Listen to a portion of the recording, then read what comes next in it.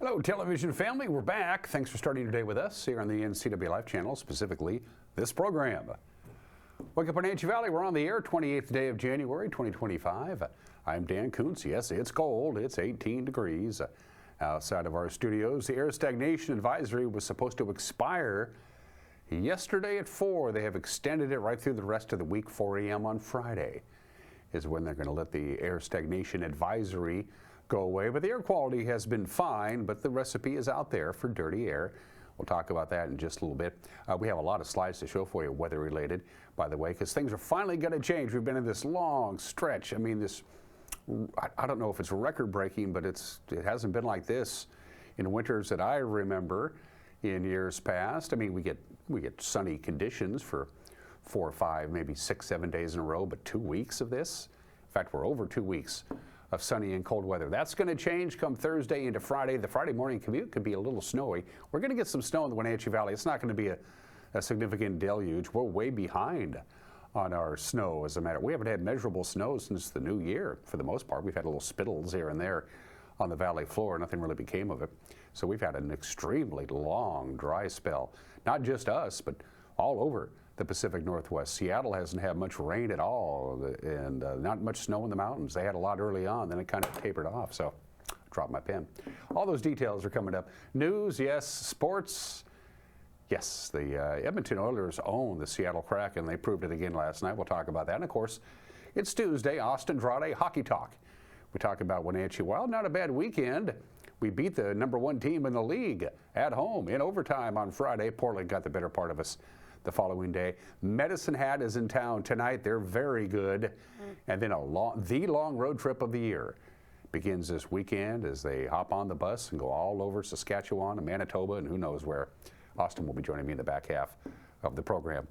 All right, 4 slides to show for you. Once again, the air stagnation advisory. You know what causes it by now.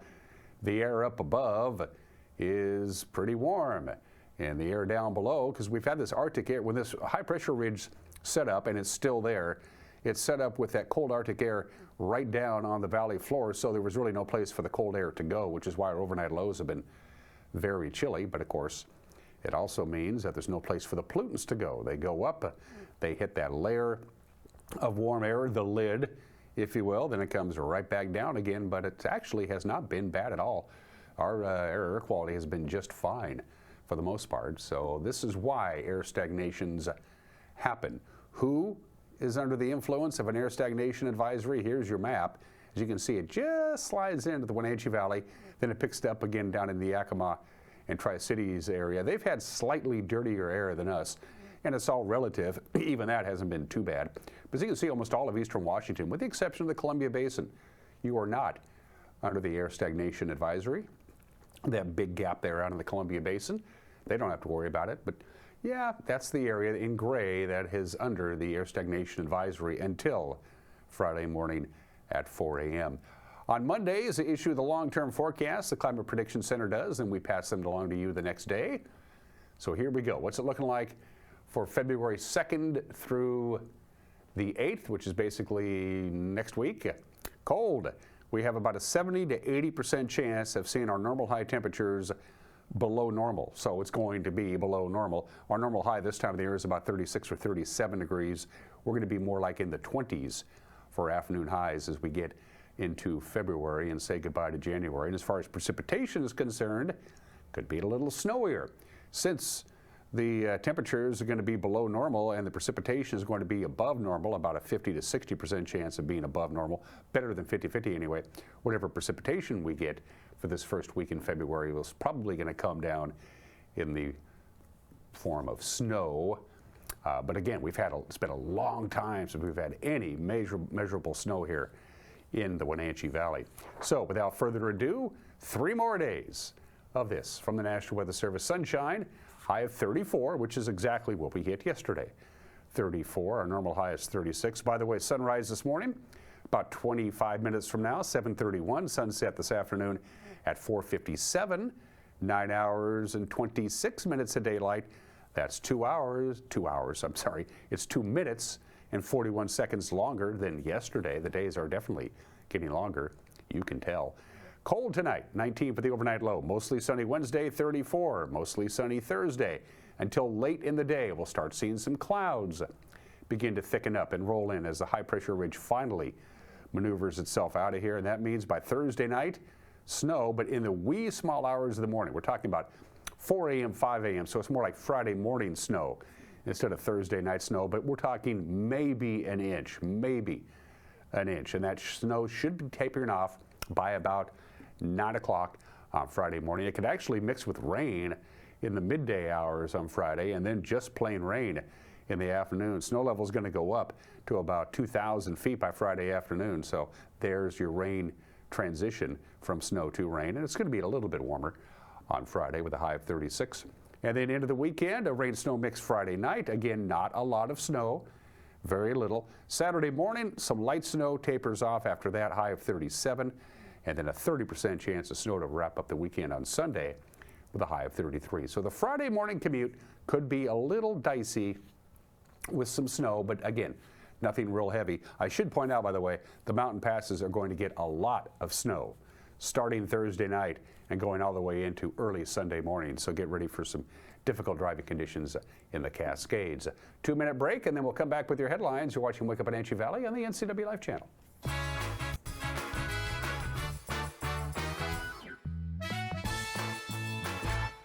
There's no place like home, because home is where we're totally comfortable.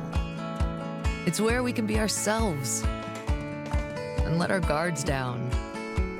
It's where we make memories, and we're always imagining new ways to keep it totally comfortable.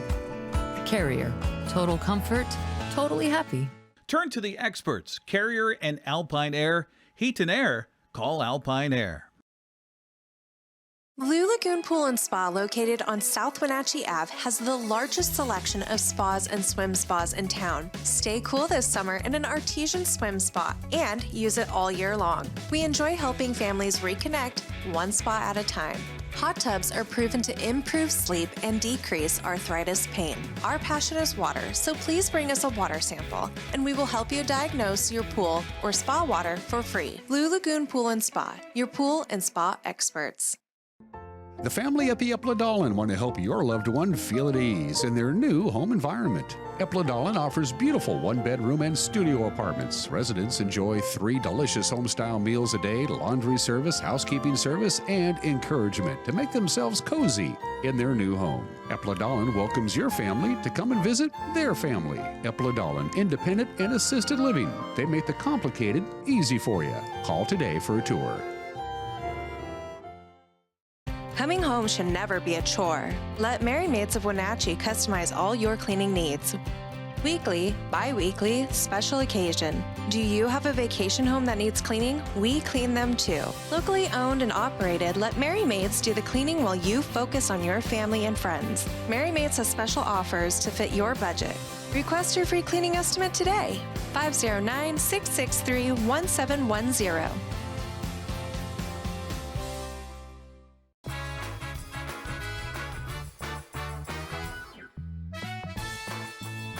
During the commercial break, we went up a degree. We're at 19. Now, don't break out the shorts and the flip-flops. We're not there yet.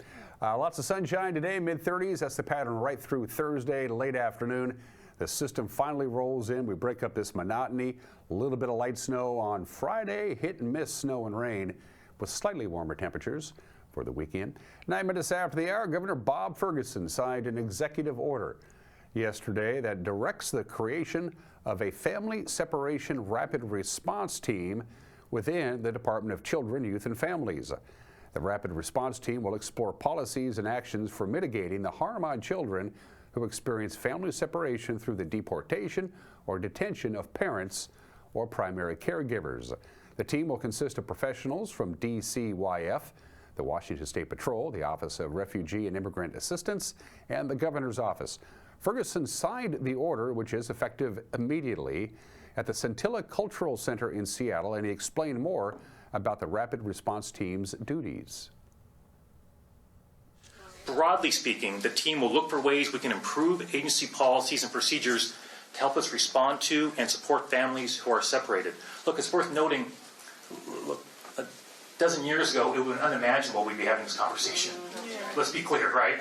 So even a state like Washington isn't necessarily prepared for something like this, because who would imagine we'd be at this place? So it's important for us to go through our procedures and think about it from a lens of what actually is happening now to make sure we are doing everything we can to be ready for what might be happening.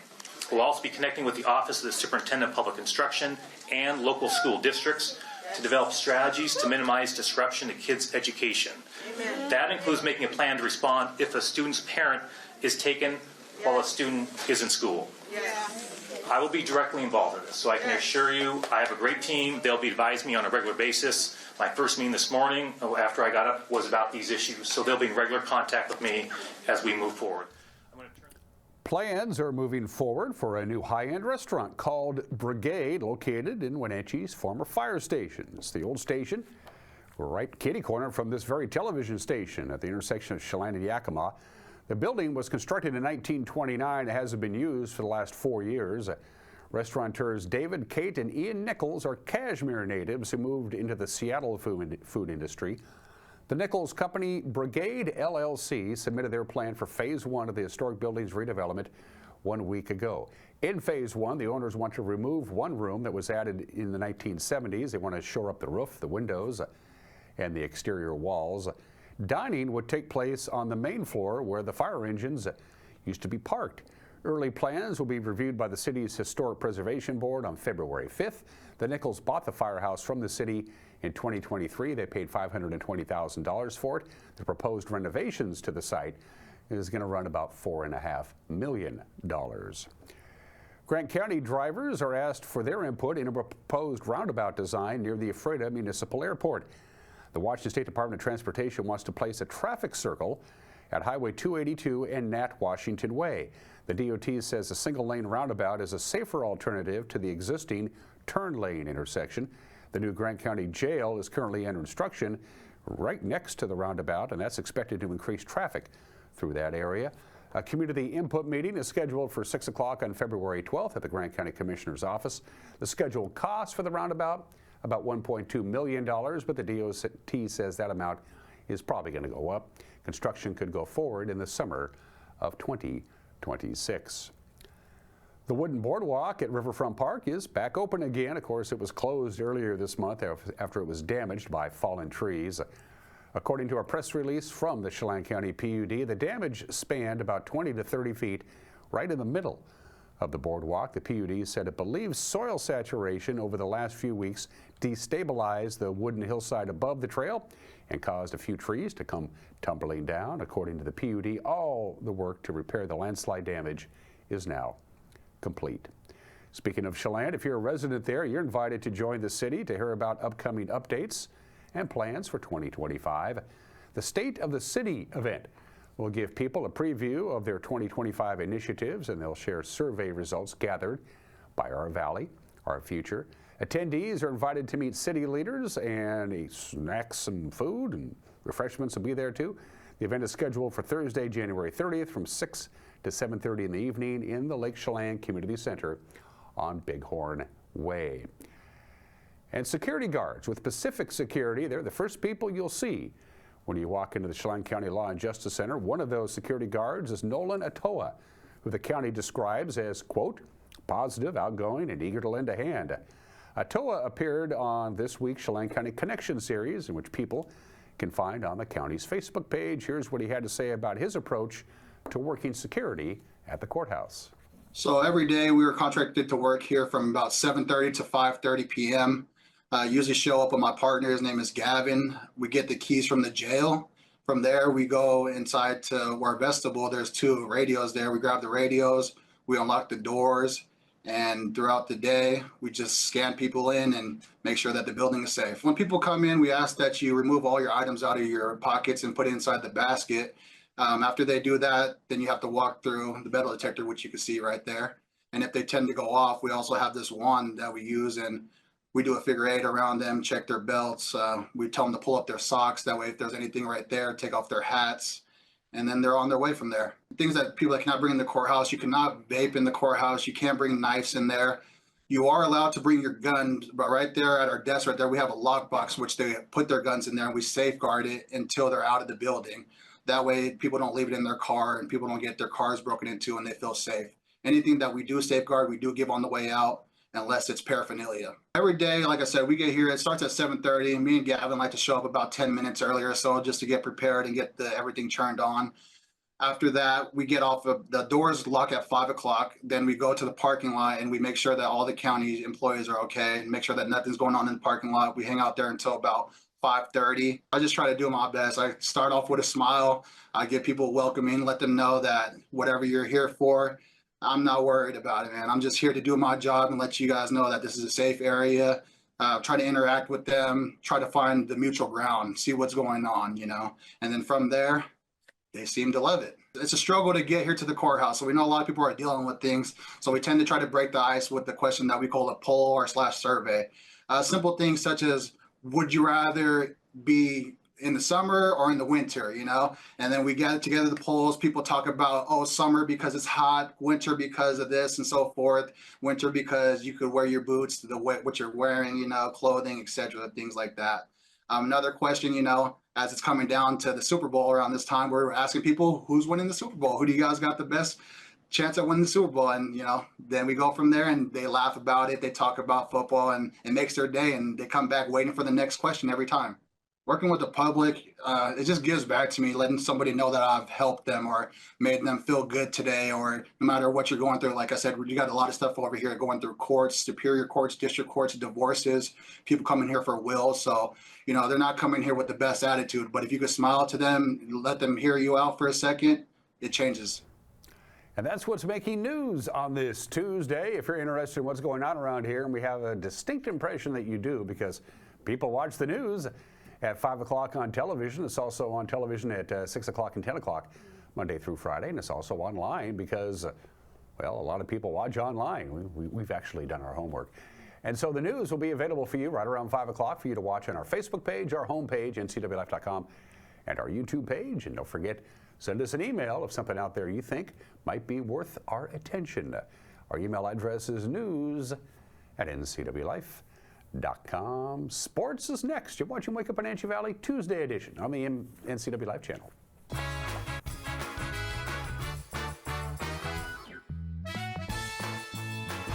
Central Washington Water is your solution for problem water. Whether you're on a well or municipal water, they can design a clean water system custom to you. Soft water eliminates water spots and scaling on fixtures. It protects appliances from hard water damage, saving you money. Soft water reduces soap usage that causes skin irritation and is a healthier choice to drink. Call for a free in-home consultation or stop by the store to have your water tested. Central Washington Water, your best water solution for home, pool, and spa.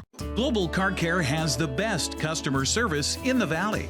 From the moment you walk in the door, their goal is to help you stay on the road, so you can keep doing what's important to you.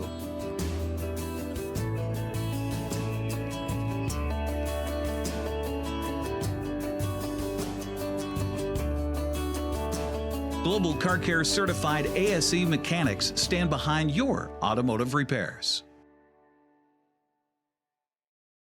When you buy tires at Les Schwab, you're getting more than just tires. You're getting America's best tire warranty, 60-day satisfaction guarantee, no hassle road hazard protection, and free maintenance for the life of your tires. So if something happens to your tire on the road, we'll fix it, or we'll replace it, no questions asked. Other places make you pay extra for that kind of protection, but at Les Schwab, it's included with every set of tires, because more warranty means less worry, and nobody stands by their tires like Les Schwab. Get more from Les.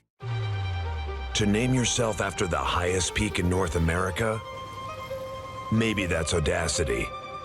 But towering above is exactly what the first ever all-electric GMC Sierra EV Denali Edition 1 is built to do.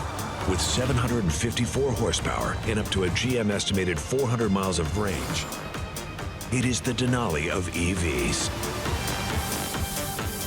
The Sierra EV Denali.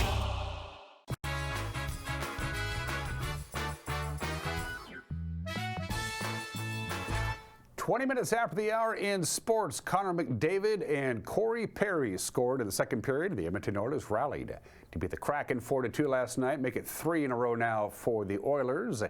Eli Tolvanen and Vince Dunn score for the Kraken, who led 2-1 after one period, but they let it slip away. Joey Decord stopped 27 shots. Into the far side as she'll look back up top. That pass got knocked away by Shane Wright. Here come the Kraken. Hayden stays on side. Shane Wright looks in front to Hayden. That pass behind him. Rebound picked up. Tolvanen scores! E.T. phones home, and the Seattle Kraken take a 1-0 lead with 16:23 to play in the first. Video review watch. Hayden stays on side here. Does he get pushed into Pickard? That's where Pickard's back into the net behind. Tolvanen following the play up perfectly here. Again, Hayden does what he's supposed to do. He's driving towards the net. Does Kulak push or give him the extra shove as Hayden looks like he's trying to put on the brakes there? Overhead again after this would be probably the best look because he's stopping. He does not stop outside of the blue. He is still into the blue, but does Kulak push him in? And Hayden can feel Kulak. Here we go. After review of the call on the ice confirmed, we got a good goal. Edmonton's got a minor penalty for delay game. Well, there you go. Sorelli Tolvanen now with goals in back-to-back game. That pass goes off his skate, and Pickard sweeps it aside. Now Burakovsky trying to send a backhand to Stevenson. Oilers take over. Edmonton back in. Nugent Hopkins to the slot. Zips it across. On the left wing side, a shot. That one deflects in, and they score. Connor Brown from the left circle. Decord got most of it. But it ends up in the back of the net. Connor Brown snapping a 10-game point drought. And Matty Beniers will send it out. Kakko enters for the Kraken. Off the end wall, Bouchard leaving it there. Beniers. Here's Vince Dunn. Settles, shoots, scores! Vince Dunn from just inside the blue line. Rips one on. May have gone off someone or something in front, but the Kraken go back in front. Burakovsky. Pass deflected up to Montour. He'll send it down for Beniers, intercepted by Ekholm. And out to Draisaitl. He's got McDavid. He'll walk in. McDavid shot turned aside by Decord. And McDavid finishes off the rebound. He scores. Seattle carries it out. Here comes Burakovsky, enters the zone, puts on the brakes and slows things down. Burakovsky, right circle, shot turned away by Calvin Pickard, and a loose puck picked up. Now a long lead pass ahead, down the slot. There's Perry. He scores. Hyman tried to clear, kept on side. Montour rifles a shot wide of the goal. Bjorkstrand into the corner. 1 minute to go. Down the stretch they come, but the Oilers send the puck up the ice, and they score into the empty net. You have the goaltender pulled, just not able to get the shot in on net and end up losing the battle down low. Had a couple. Matty Beniers enters the zone. Knocked down off his stick, the Kraken falling 4-2 here in Edmonton. Back home tomorrow night. Yeah, Edmonton just owns the Kraken. They are now 11-2 all-time against Seattle, including 8 straight wins by a combined score of 55-33. Kraken start a 5-game homestand tonight. Anaheim is in town. The puck will drop at 7 o'clock on Kong. 2 games in women's college basketball last night. Washington late rally couldn't put it all together. The Indiana Lady Hoosiers knock off the Huskies in Seattle 73-70. Washington State got past Oregon State 65-57 in women's college basketball. 1 game tonight. Gonzaga plays host to Oregon State in the Kennel. That's at 8 o'clock on ESPN2. There's so much high school basketball tonight, we had to put them on separate slides. Your girls basketball schedule, 5:30 tip-off. Othello welcomes Ephrata, and Ellensburg has Quincy coming to town. 5:45 tip-off. Cashmere will be in Natchez Valley.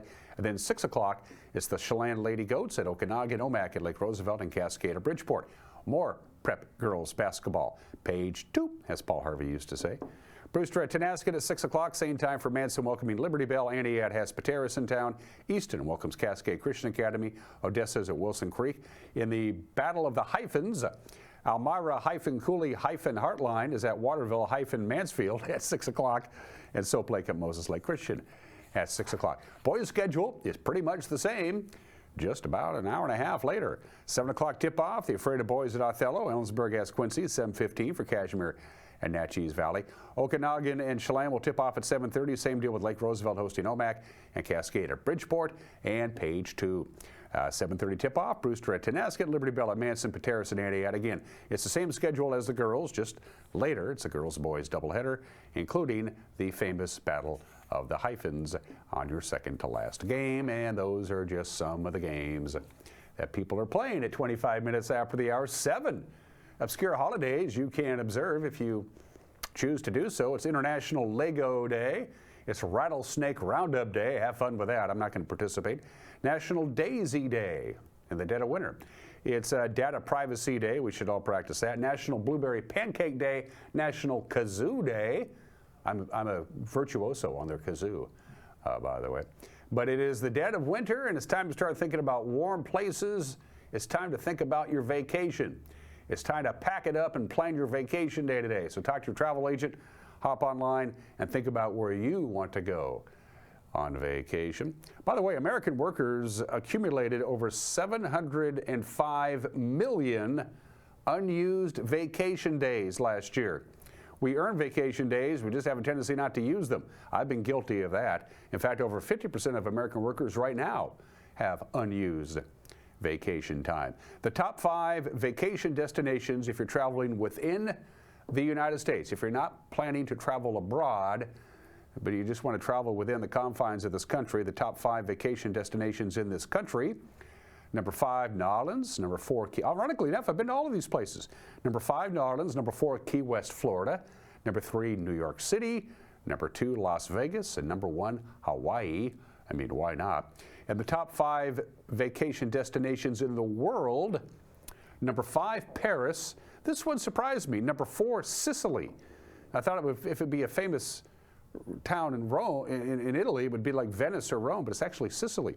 Number 3 is Dubai. Number 2 is Bali.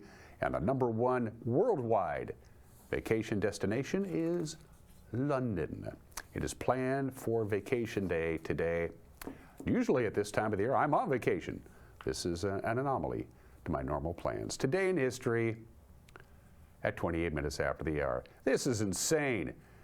The Great Lakes blizzard of 1977 began on this date. It lasted 3 days. In 1977, 48 years ago today, 10 feet of snow fell in 1 day in upstate New York. Buffalo, Syracuse, Watertown, hammered by snow. 50-mile-an-hour winds created snow drifts of 30 to 40 feet high. Here's a contemporary news report from January 28, 1977. Good evening. Tonight's big story centers on the state of emergency declared this morning in Buffalo. News Center's Mike Hegedus explains.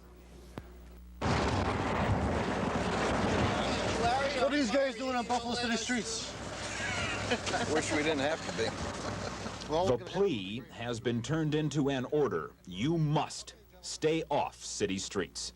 Mayor Mikowski declaring a state of emergency as of 6:30 this morning. Travel restricted to 11 classifications, including fuel supply, health and hospital service, food distribution, and public transportation. Those that violate the order are subject to a fine up to $500 and a jail term up to 90 days, and the city is serious.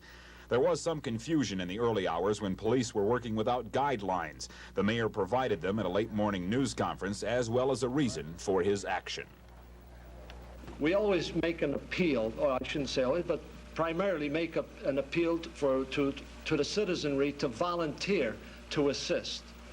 In this particular instance, I'm afraid to report that a small group had violated that appeal. The state of emergency declaration has a 5-day lifespan. Mikowski saying he can lift it whenever he sees improvement being made. The mayor also placed a call to the White House today, but all he got in return was a call from presidential aide Jack Watson. Watson listened and said to be sure to send the government all the up-to-date information. Maybe we should send them some snow, too. By the time it was all said and done, again, it lasted about 3.5 days. 10,000 cars were stranded on the streets of Buffalo. There were 23 storm-related deaths. 9 people died in their cars. They were buried in their cars. They ran their cars to keep warm, and they died of carbon monoxide poisoning. the Great Lakes blizzard of 1977, and they still talk about it today in Buffalo. We all remember this 39 years ago today. Space Shuttle Challenger disintegrates after liftoff, killing all 7 astronauts on board, including Krista McCullough, the first ordinary citizen to go into space. Here is how it unfolded. T-minus 15 seconds. T-minus 10, 9, 8, 7, 6. We have main engine start. 4, 3, 2, 1, and liftoff. Liftoff of the 25th Space Shuttle mission, and it has cleared the tower. Control program. Roger, roll, Challenger. Good roll program confirmed. Challenger now heading down range.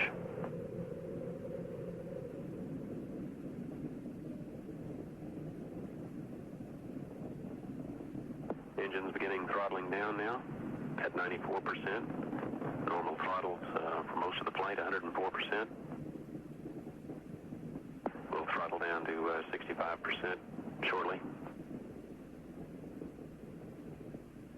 Engines at 65%, 3 engines running normally, 3 good fuel cells, 3 good APUs. Velocity 2,257 feet per second. Altitude 4.3 nautical miles. Downrange distance 3 nautical miles.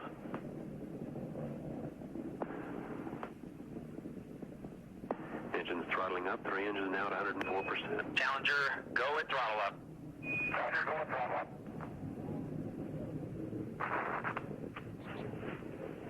One minute 15 seconds. Velocity 2,900 feet per second. Altitude 9 nautical miles. Downrange distance 7 nautical miles.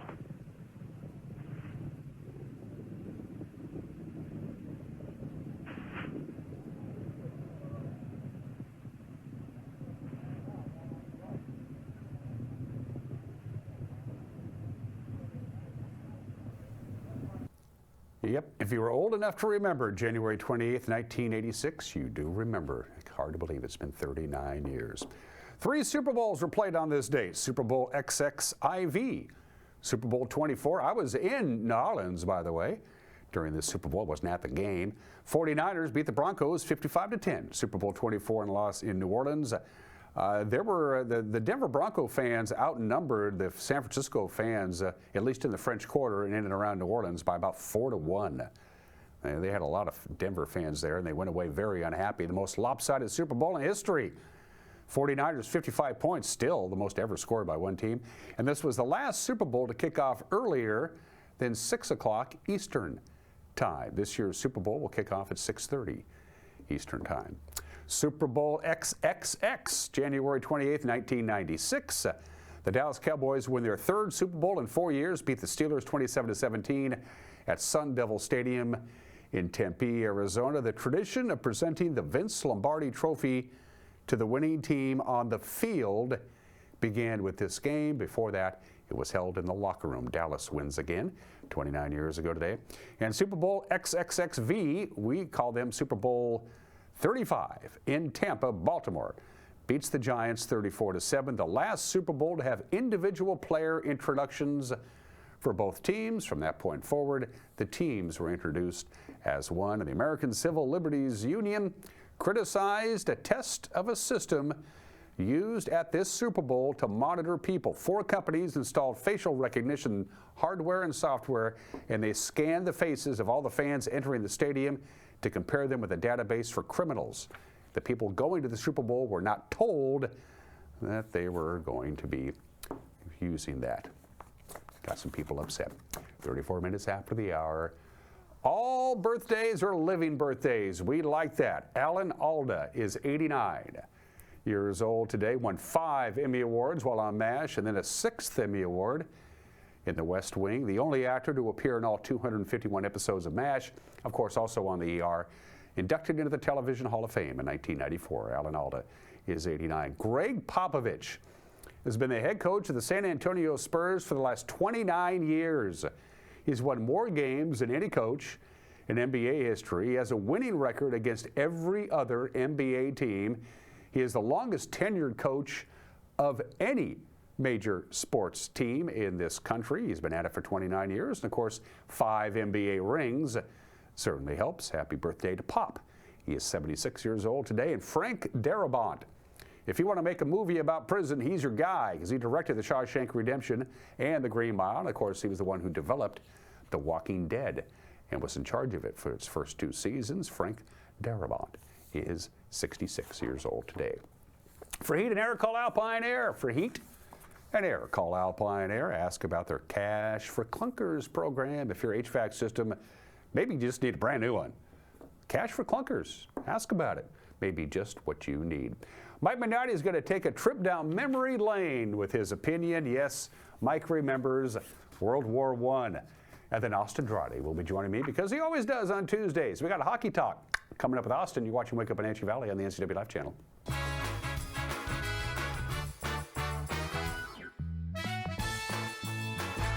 Are you hungry enough to eat the end out of a rhinoceros?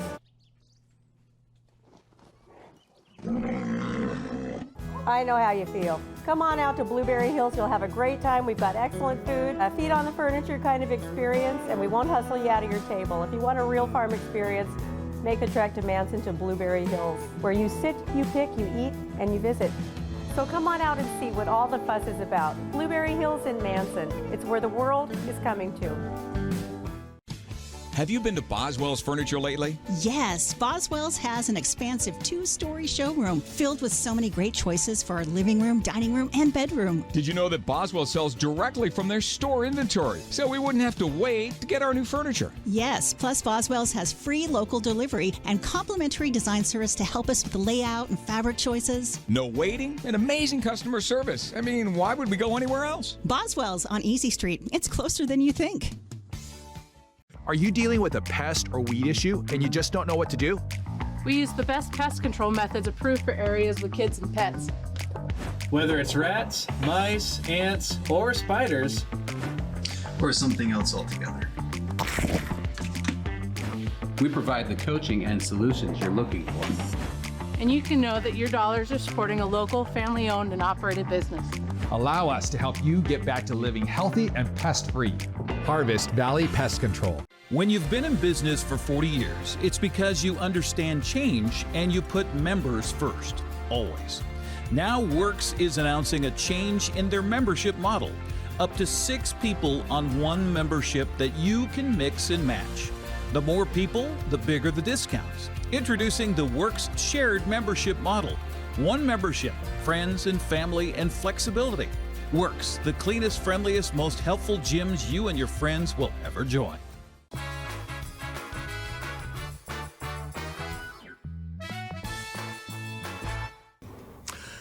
Hey, this is Mike Mad Dog McNutty, and everybody's entitled to my opinion. Now, I'm a real fan of World War I aircraft and air combat. I mean, that's when flying was flying, you know?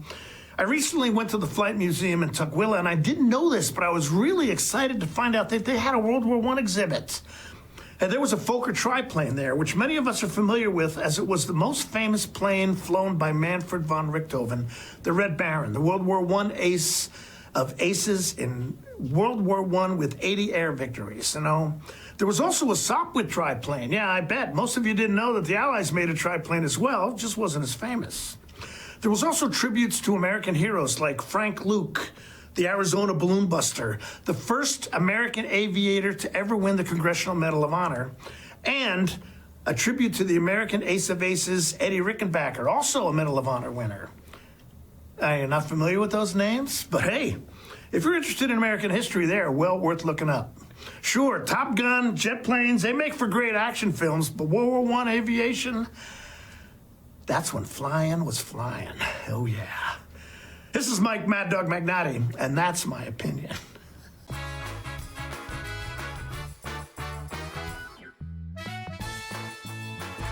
Who's trying to stretch their budget this January? That's pretty much all of us. That's why Abby's is offering this giant pizza that can feed up to 1, 2, 3, 4, 5, or 6 hungry people for less than $27. Now, that's an Abby's budget stretching deal. Worried about a no-fun January? Not at Abby's. Dine on our Bacon Cheddar Special. It's delicious and loaded with toppings and real cheese. Plus, it's on sale, and the kids can play some video games. Enjoy fun January at your local Abby's.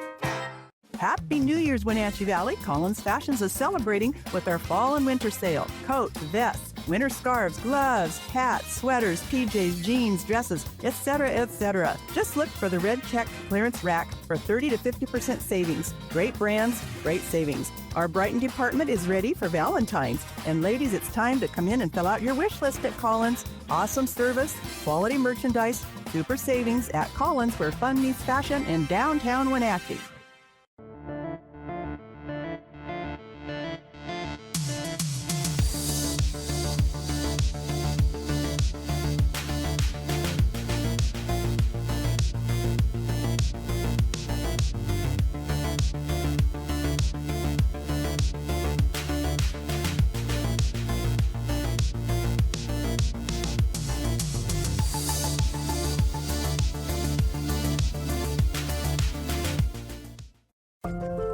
Community is more than just a place. It's the people, stories, and connections we share. At the Wenatchee World, we're your neighbors, your storytellers, and your trusted voice. From uncovering the issues that matter most to celebrating the moments that bring us together. We deliver the stories that keep the community moving forward. The Wenatchee World, your community voice, here every day.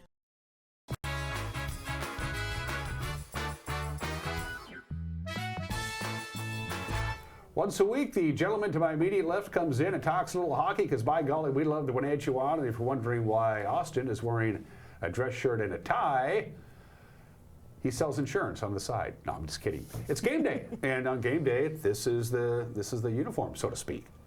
For us on the broadcast. Yep.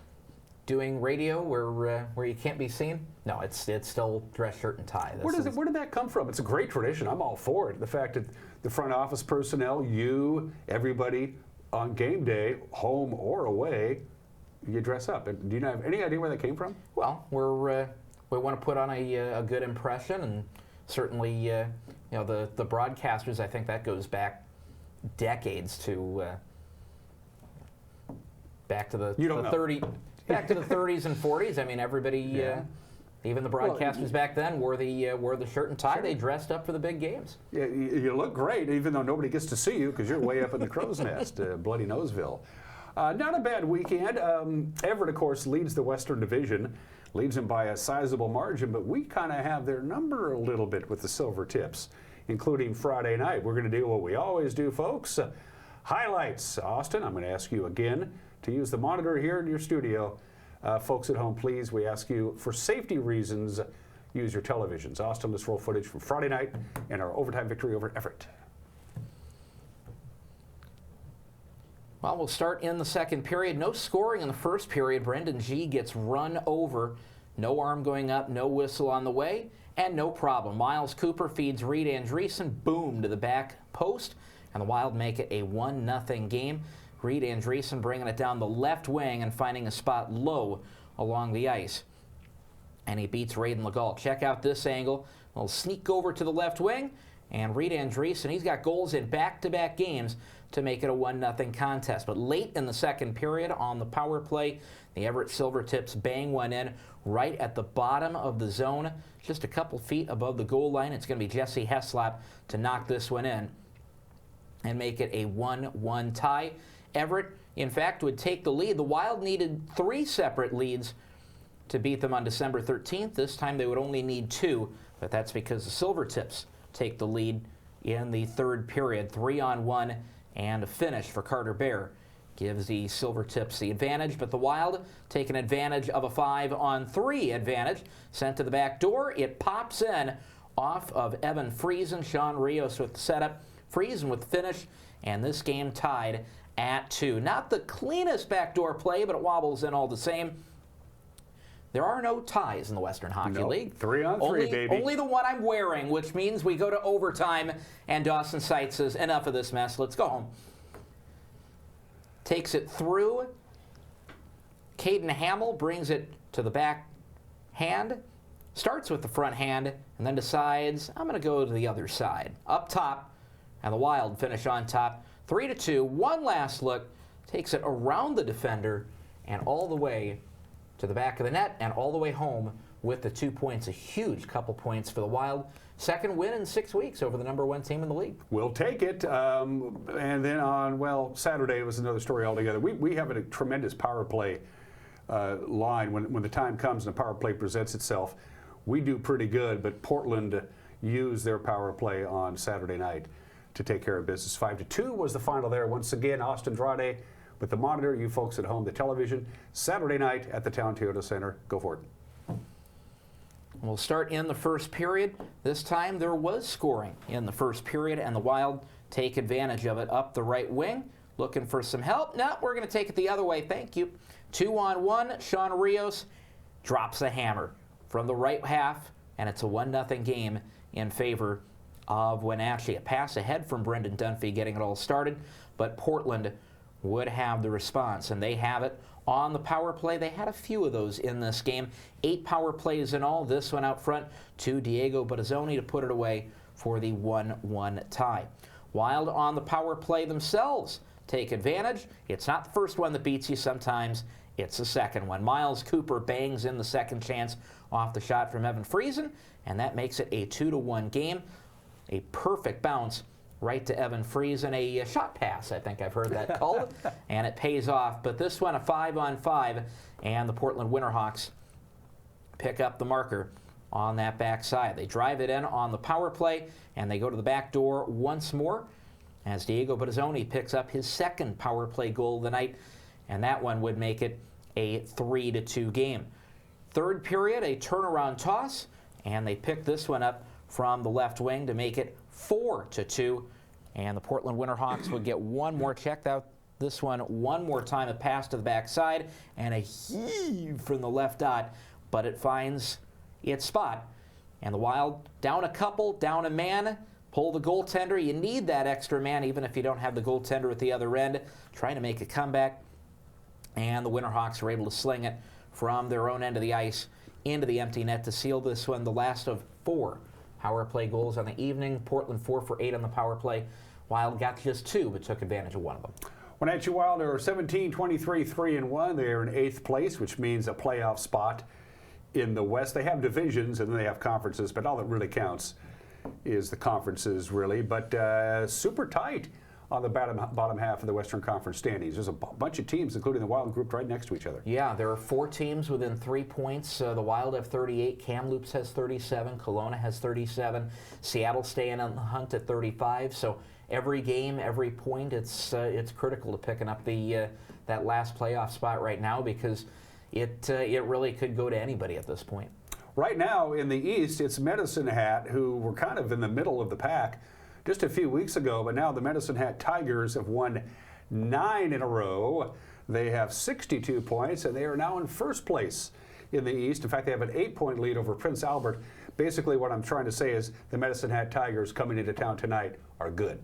Yeah, they really are. They made a couple of acquisitions at the trade deadline, so now they're up to 8 NHL draft picks on their roster, plus Gavin McKenna, who is projected to be the #1 pick in the 2026 draft by a lot of folks. So it's a high talent group from top to bottom right now. Their depth is probably one of the biggest strengths they have, and they've got a good balance. They've got talent at all positions, including a goaltender who's been drafted by the Tampa Bay Lightning and is on a lot of radars right now.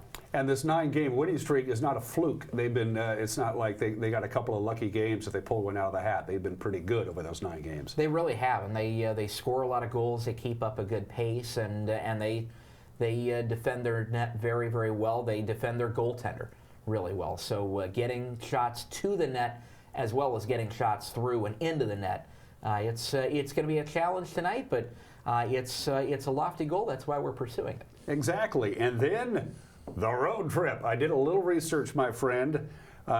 This does not count stopping at the border because they're going to be heading into Canada for what shall, but there's no way to skirt this. It's a long road trip.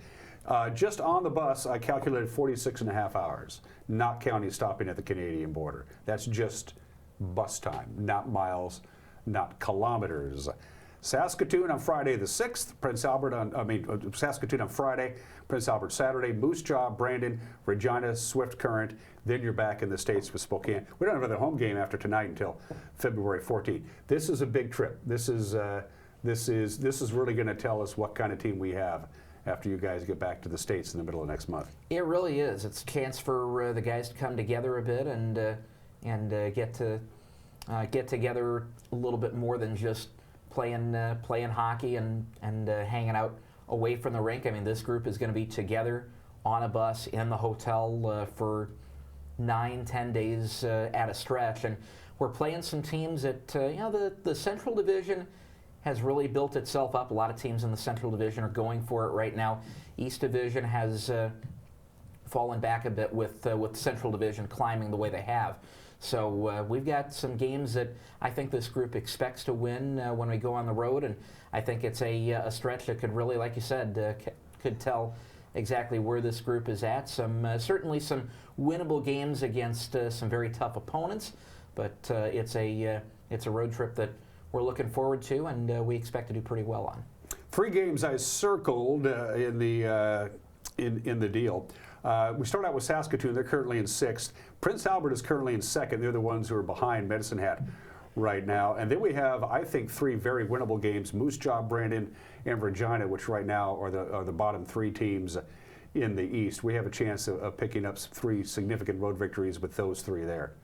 Can't assume anything, but those games, like we said, are winnable games, or games that our guys expect to be in, and as long as they play consistently and give a good effort for those 60 minutes, I think we've got as good a shot as any to win those games.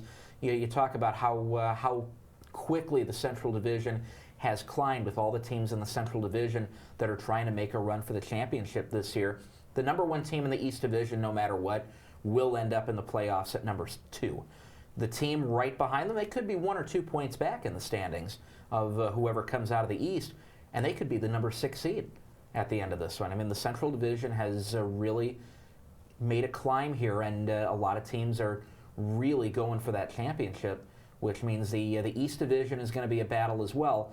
But we've got some games in here that if our guys give a good effort and play the way I know they can, these are games that these guys could really pull out a win and really come home with some points at the end of next week. It would be very sweet indeed, and you get to see some pretty cool arenas too during the homework. You get to see there's some pretty nice barns in some of these locations where they take their hockey very seriously. They are. I mean, you look at the first one we'll go to is Saskatoon. It's not quite as big as an NHL arena, but they designed some of the expansions in the 80s and the 90s to bring in an NHL team. They almost got the Blues, I think, about 30 years ago. So Saskatoon is going to be the first one up.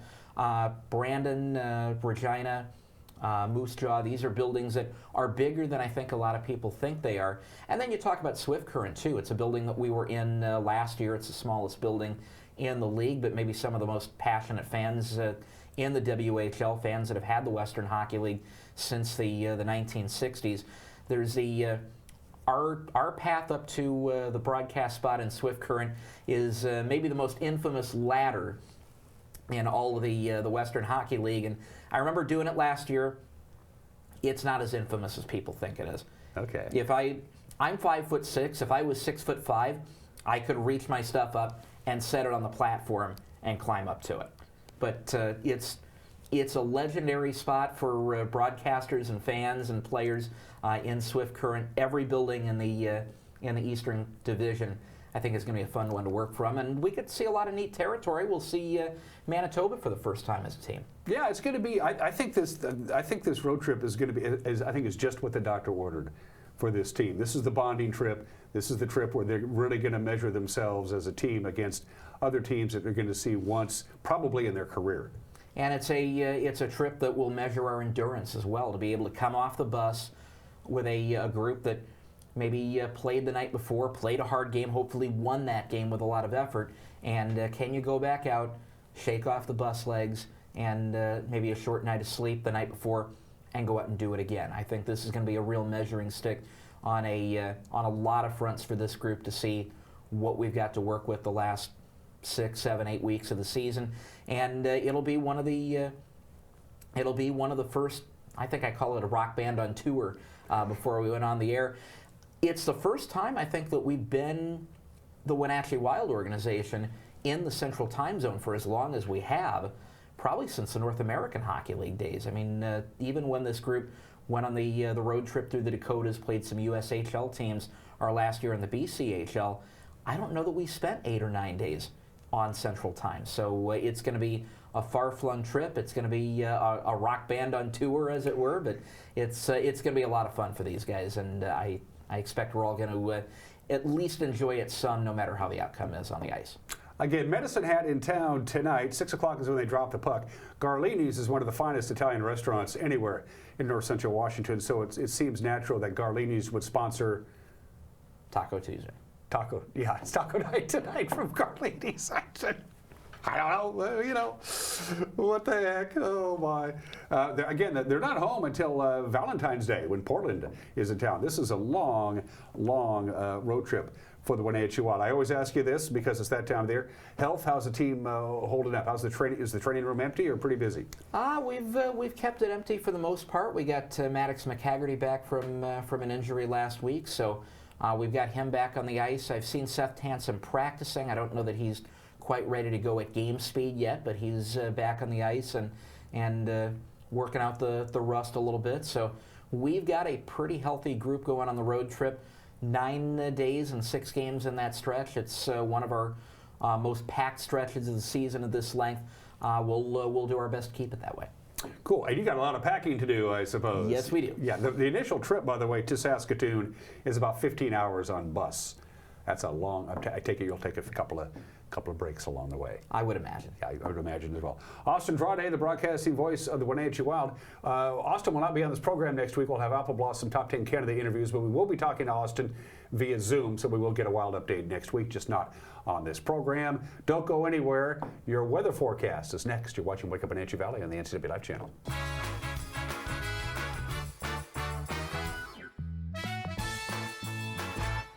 Bring the whole family up to Stormy Mountain Brewing and local public house in historic downtown Chelan.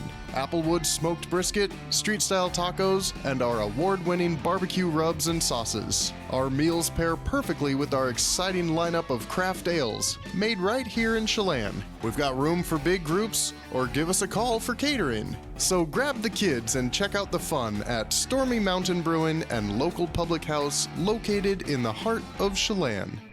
When getting the job done right is job one, you need construction equipment that's built right. With durable Kubota engines, more comfort, and the versatility to do it all. You need the Kubota construction lineup. Right now, write it off a lot and write it off your taxes for 0 down, 0% APR for up to 60 months or save up to $4,000.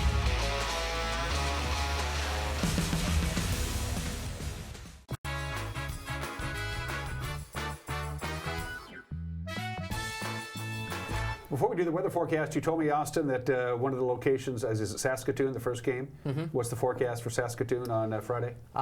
Friday, not too bad, but by Monday, I think the overnight wind chill is about 30 below.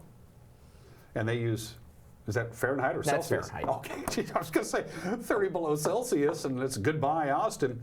The air stagnation advisory continues. It was supposed to expire yesterday. It's going to go all the way through the rest of the week. We're still under the influence of that of really warm air up above, cold air trapped on the surface. So could see some dirty air before the end of the week. Hasn't happened yet, but it's out there. So just a heads up on that. In the meantime, 3 more days of this, and then change, as Sam Cooke once said, a change is going to come. From the National Weather Service, here's your forecast. Sunshine, gobs of it, 34 again.